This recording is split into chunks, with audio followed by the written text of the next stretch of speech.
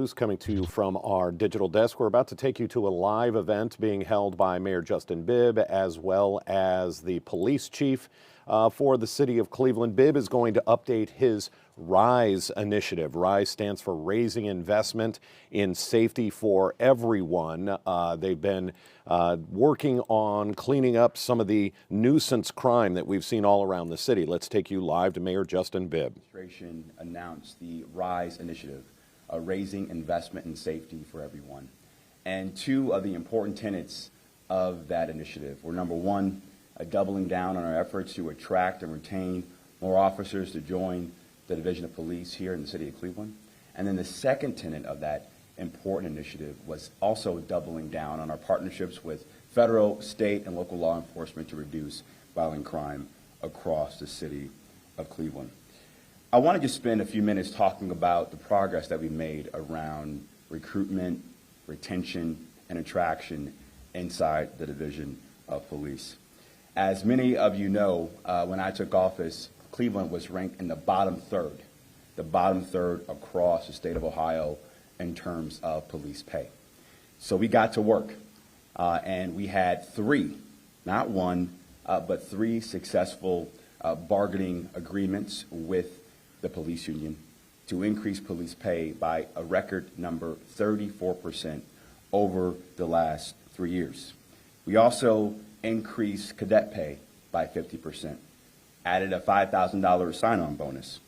We also streamlined the hiring process and added additional incentives for folks who may have a college degree or a veteran to have a fast-track promotion inside the Division of Police. And we did some small things around culture, allowing our officers to have beards, have tattoos, and wear ball caps. And because of those investments, we've seen some dramatic improvements in terms of our recruitment and retention efforts inside the Division of Police. First and foremost, between 2022 and 2023, only 55 people joined our police department as a recruit in 2022 and 2023. But after these investments, we have seen 251 cadets join the Division of Police between 2024 and 2025, a testament that these investments are working, which is an incredible 356% increase in the number of recruits joining this division post the investments from the RISE initiative.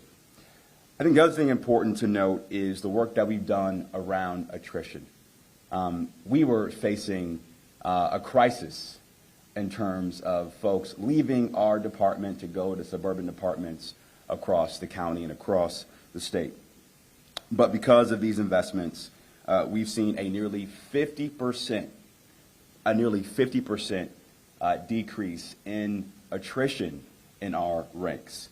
In 2022 and 2023, we had 351 net departures inside the Division of Police.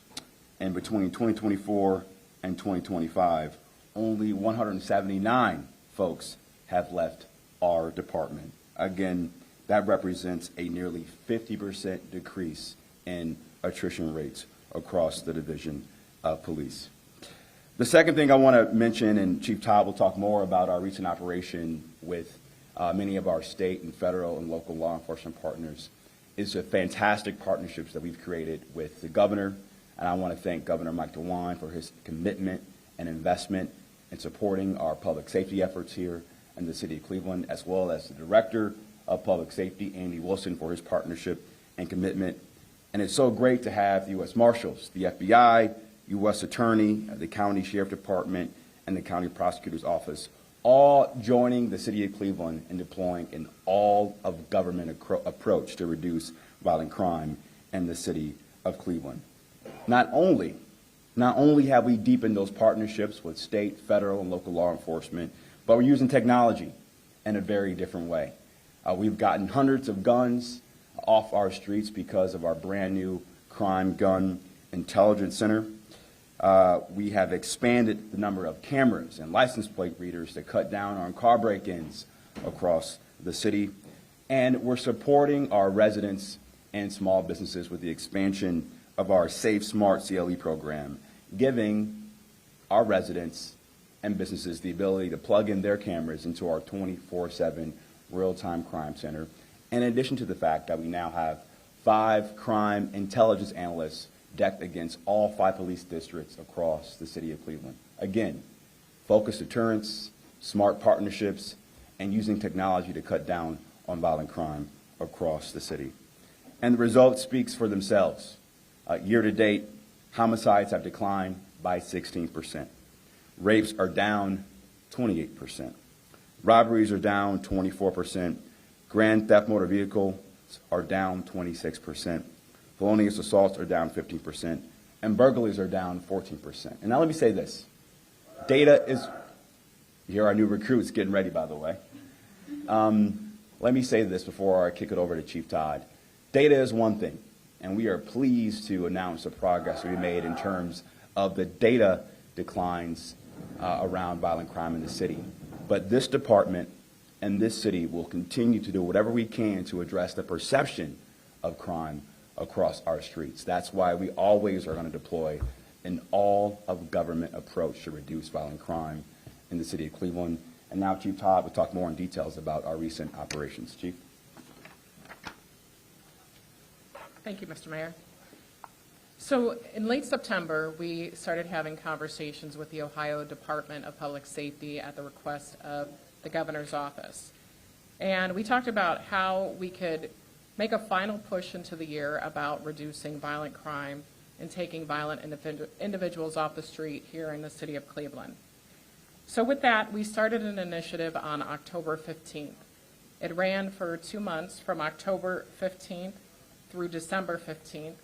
And this was a partnership with the Ohio Department of Public Safety, State Highway Patrol, our federal partners to include the U.S. Marshals, DEA, FBI, the State's Attorney's Office, and of course the Division of Police. And if I missed anybody, I apologize.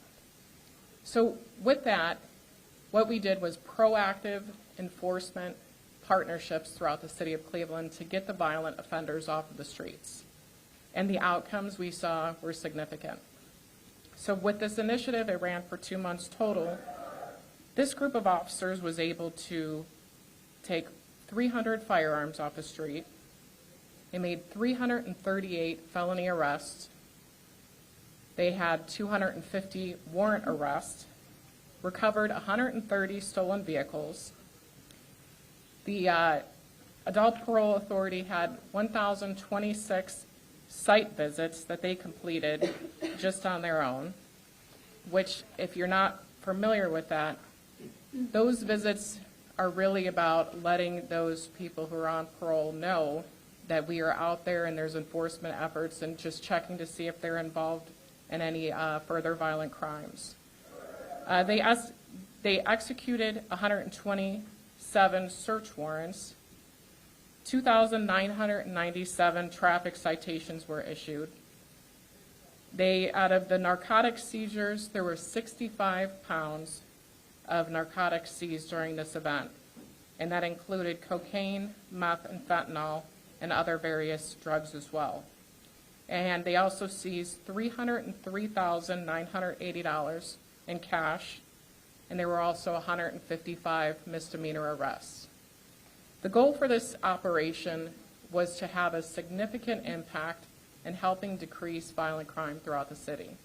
And we can tell you that these numbers are a part of the story, but the commitment that the men and women have here in the Division of Police for reducing violent crime never stops. So with that, I'd just like to give an opportunity for our FBI partner to speak up for a second to talk about their part. Hello, my name is Anthony Manganero, Assistant Special Agent in charge of the Cleveland Field Office. We just wanted to extend, especially on behalf of our Special Agent in charge, Gregory Nelson, our continued commitment to the Cleveland Police Department and to all of our federal and local and state partners here in this area to help serve and protect the area in which we live.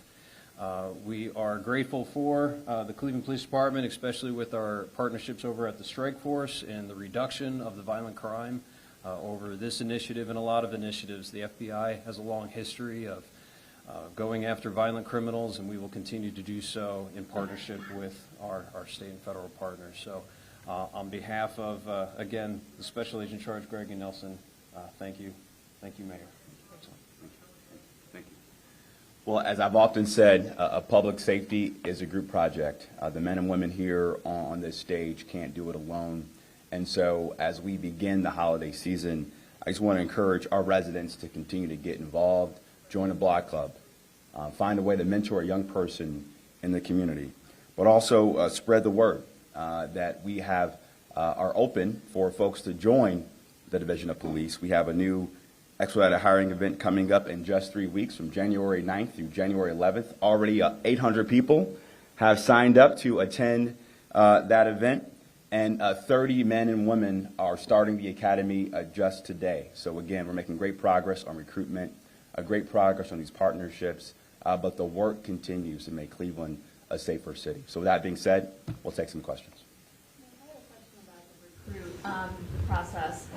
What do you believe might be a turning point in more people signing up? You said 800 people signing up, not just the incentives, but is there a change in the culture within the department, or is there also a change in how people view police officers? Yeah, I'll start, and I want Chief Todd to chime in. I think number one, our administration, in partnership with the command staff and Director Drummond, have really been focused on changing the culture of the police department by investing in technology, by giving officers more tools to fight violent crime.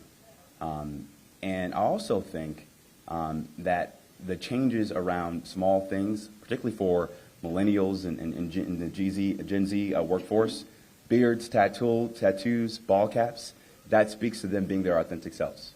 And so the fact that we're a more progressive, modern department, I think speaks to the huge interest we're seeing from many folks who want to join the department now. I would also say we had too much red tape and process in place before I took office.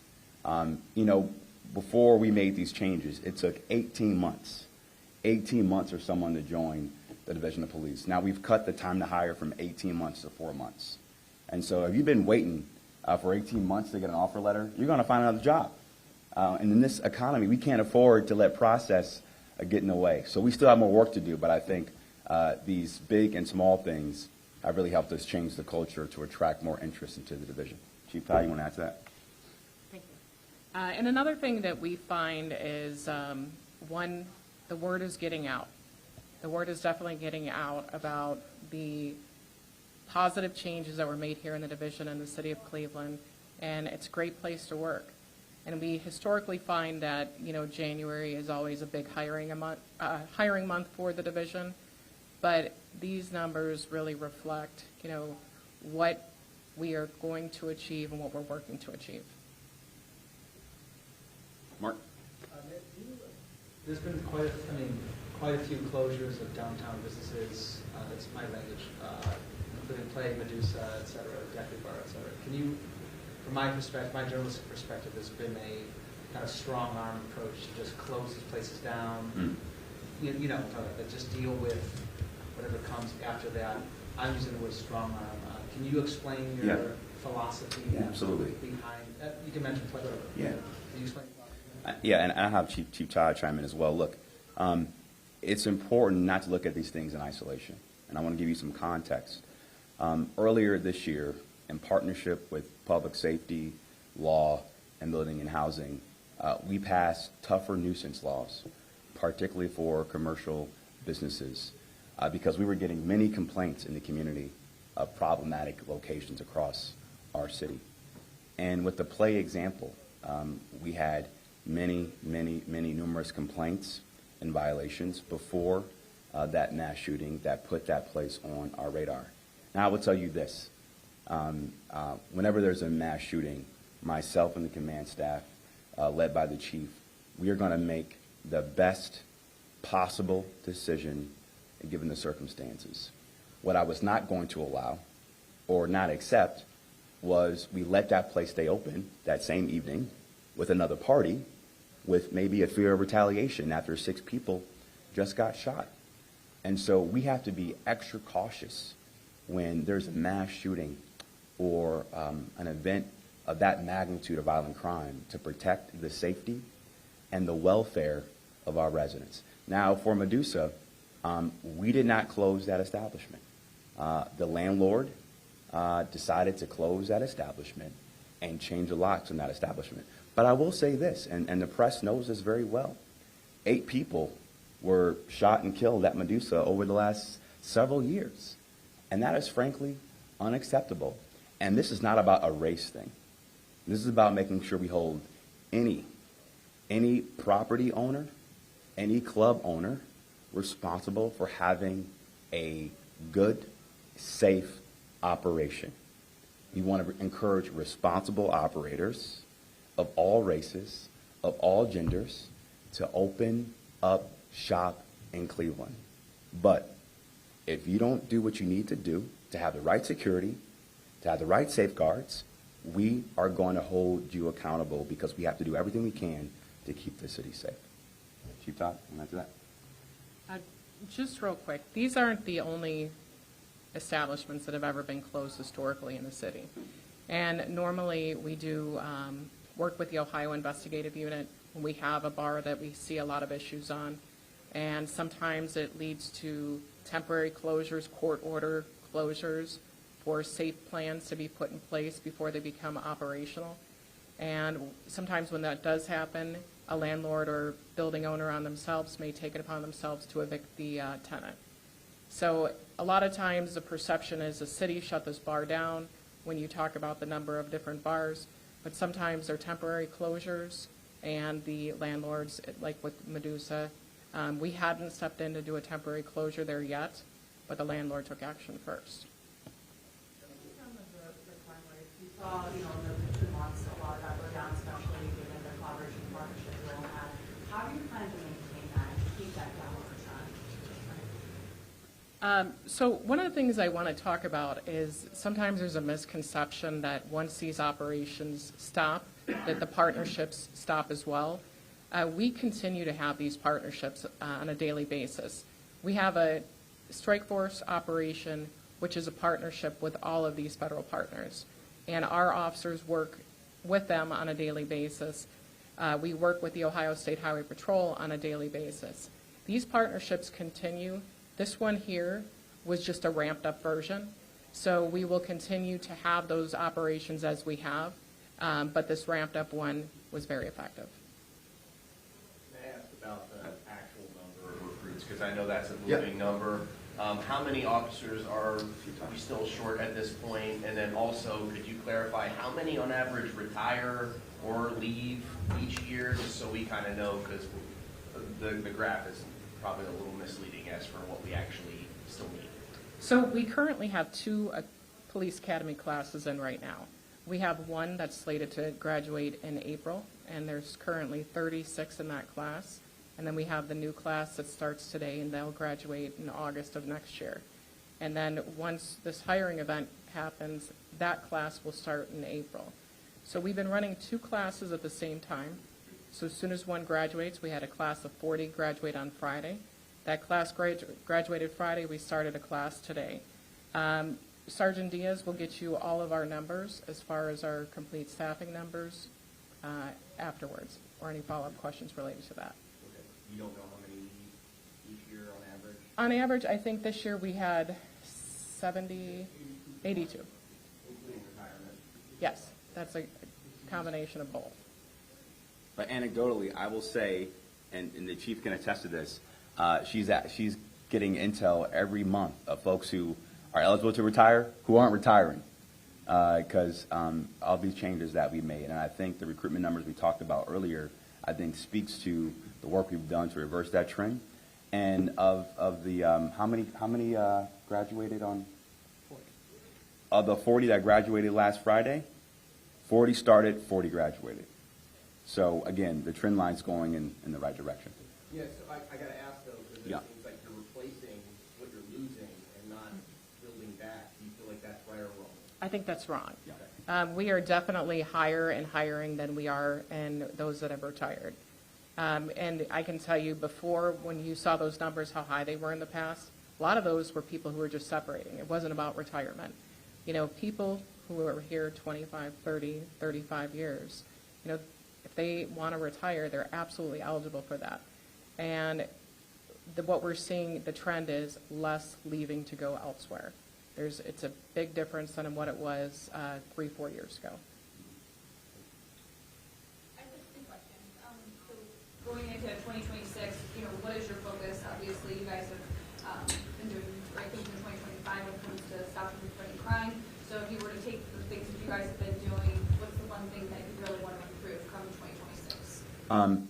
We want to continue to keep our foot in the gas and double down on the investments we made around technology, as well as these very focused and intentional partnerships with state, federal, and local law enforcement. But if there's a space where I want to make sure we as a city are doing more and being more thoughtful and intentional about, it's about juvenile crime. The fact that we had to arrest a 14-year-old who was responsible for hundreds of carjackings across the city, it breaks my heart. And it also tells me that this kid has some talent that was not put in a more productive way. And so one of the things that I've told the chief is I want to examine what are the things leading juveniles to get involved in violent crime. Where is the system failing them? And how do we bring the county, the state, our foundation partners and business community to the table to deter that? Because too many young people are getting caught up in violent criminal activity, and we as a community have to do a better job of deterring that. Thank you so much. And then do you have any update on the designated I-71 shooting? The I-71 shooting, you want to talk about that? So that is still an active investigation. Like I think it was put out in the press release, we do know that that was targeted. It wasn't just a random criminal act that occurred. Our condolences do go out to the family members of the two individuals that were lost their lives in that shooting. But it is still active. As soon as we have more, we'll put that out for you. I wanted to go back on the juvenile crime. Over the weekend, there were 3 kids. It happened in a different jurisdiction, but came into Cleveland. And some parents or some people might say, well, we should be holding parents accountable for something like this. I read the story related to that particular article, and it's scary. I think there were 10, 11, and 12, and the 11-year-old sold the car and was driving. Those are scary. And I know that did come into our city, and that vehicle crashed in our city. When we look at the accountability for parents, right now, the measure we have in place is, when we're catching them at nighttime, when we're issuing curfew citations for those individuals who are caught out after curfew. We will continue to have conversations with our leaders about if there's more effective ways for accountability for the parents. But right now, we're doing that through the curfew citations. So right now, that's the only thing you receive for free? Yes. Last question? Can I ask about the actual dollar figure for how much a new officer is going to make, as they sign up? I know there's a $5,000. Did you guys, have you shared that? How much does a police officer make? Obviously, it's a very dangerous job. Yeah, so the academy is $25 an hour, and they have a $5,000 signing bonus, and that is a step, so they get partial for coming to day one, completing the training, graduating the academy. So that's broken up over that period. The salary, we can get those for you, the salary rates. Mayor, quickly, can you respond to the CMSD ad and who paid for it Yeah. and why you would lend your voice to that? Well, I'm going to lend my voice to any campaign that's going to support Cleveland's children, and I know that the campaign arm will comply with all state election laws at the appropriate time. Okay, everybody. Happy holidays. Take care. Thanks for being Dan here. DeRose with 19 News as we get an update from Mayor Justin Bibb, Police Chief Dorothy Todd on the RISE initiative that stands for Raising Investment in Safety for Everyone. It has been a focus and an ongoing partnership with several state, local, federal partners. You heard the numbers, the police numbers, the recruits, the graduating academies continue to improve. That was a huge spot of contention in the city of Cleveland. Even as much as 3-4 years ago, there were so many openings. The chance of keeping the city safe was extremely difficult because of how many officers we were short. Mayor Justin Bibb came in immediately, got more money, signing bonuses, and they have seen a major turnaround in the amount of officers who are choosing to stay, not transferring to other maybe suburbs that are paying more. So that appears to be working.